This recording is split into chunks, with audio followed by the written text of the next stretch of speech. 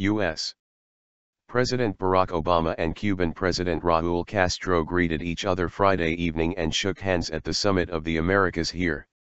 Obama administration officials said the interaction between the two leaders was informal, without substantive conversation. But Obama and Castro are expected to meet on Saturday. Obama said earlier Friday he is pleased that Cuba is being represented for the first time at the summit. He said in a speech to civil society leaders at the summit that he hopes efforts to restore U.S. diplomatic relations with Cuba will improve the lives of the Cuban people. UN Secretary-General Ban Ki-moon praised Obama and Castro at the summit's opening ceremony. I would like to once again commend the leadership of President Obama of the United States and President Castro for initiating normalization of bilateral relations, he said. Courting change. Obama, in his address, called civil society the conscience of our countries. It's the catalyst of change. He added, strong nations don't fear active citizens.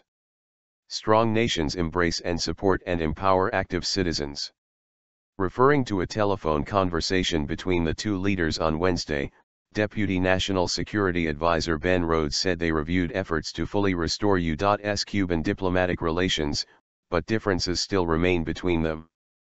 Those differences were evident ahead of Obama's arrival late Thursday in Panama City, when Castro supporters attacked Cuban dissidents who were laying a wreath to a bust of Cuban hero José Martí outside the Cuban embassy, kicking, shoving and insulting them. Dissident speaks out. Among those attacked was Iris Tamara Perez Aguilera, a dissident who traveled to Panama from Cuba. Speaking to VOA from a wheelchair, she said the assailants came out of the Cuban embassy. The dissident said she wants the world to see what the Cuban government is doing to its people, and she questions Obama's efforts.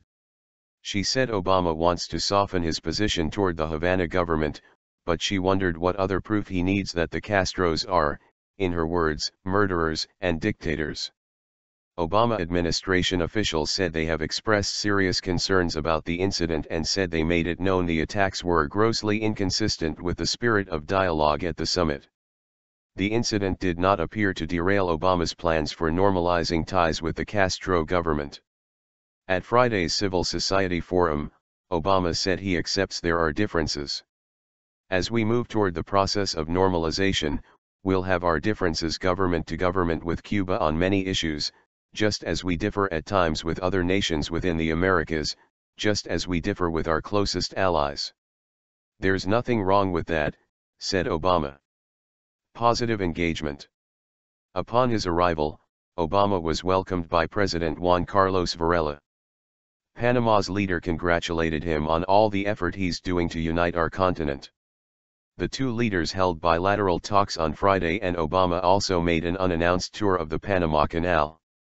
Apart from a couple of brief, informal encounters, the leaders of the United States and Cuba have not had any significant meetings since Castro's older brother Fidel Castro toppled U.S.-backed dictator Fulgencio Batista in a 1959 revolution.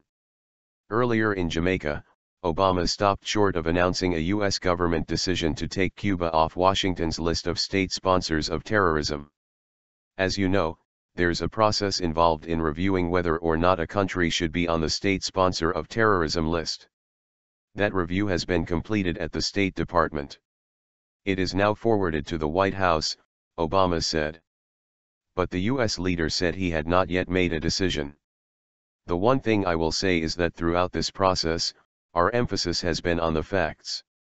So we want to make sure that, given that this is a powerful tool to isolate those countries that genuinely do support terrorism, that when we make those designations we've got strong evidence that, in fact, that's the case, he said. Senator Ben Cardin of Maryland, the top Democrat on the Senate's Foreign Relations panel, confirmed the agency has recommended removing Cuba from the list. The United States has a unique opportunity to begin a fresh chapter with Cuba, he said. Obama has long signaled he is willing to remove the island nation from the list as part of the normalization in diplomatic relations between the two countries he announced late last year after a 5-decade split. 3 other countries are on the U.S. list, accused of repeatedly supporting global terrorism, Syria, Iran, and Sudan. This week's U.S. overtures to Cuban leaders play against a backdrop of questions about Cuba and human rights as well as protests.